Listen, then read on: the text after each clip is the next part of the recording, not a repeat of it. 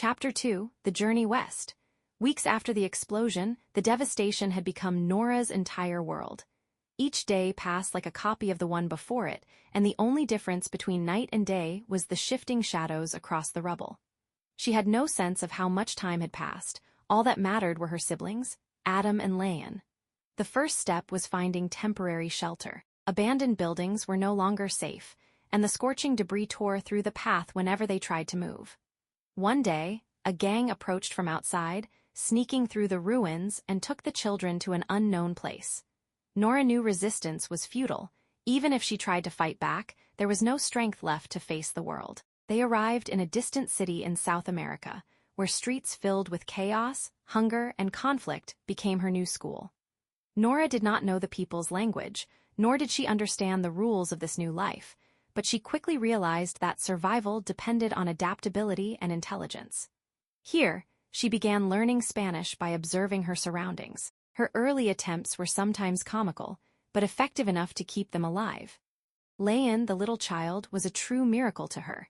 Even amid the wreckage, her laughter reflected the purity of life, as if saying, "Everything can be okay." Nora tried to preserve Leon's smile, protecting her as if she were the last hope in this world. Adam, on the other hand, swung between silence and withdrawal. Occasional childhood suicidal thoughts were rare, but they appeared sometimes, a shadow reminding everyone of what had been lost. Nora watched him with sharp eyes but did not intervene forcefully, knowing that any excess pressure could make things worse.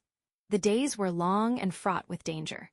Nora began learning to fight not with big weapons, but street fighting and self-defense. The streets taught her how to protect herself and her siblings, how to avoid traps and danger, and how to read people's movements quickly. Her strong body and height gave her an advantage, but she relied not only on physical strength, but on her sharp mind, keen eyesight, and endless patience. One night, Nora sat with Leon and Adam in the corner of an abandoned building. The small fire in front of them was everything: warmth, food, and a faint sense of safety. Nora looked at the sky, remembering her old home, the family she had lost, everything. But she did not allow tears to fall. There was something more important than survival and protecting those who remained. Over time, Nora became a true guardian.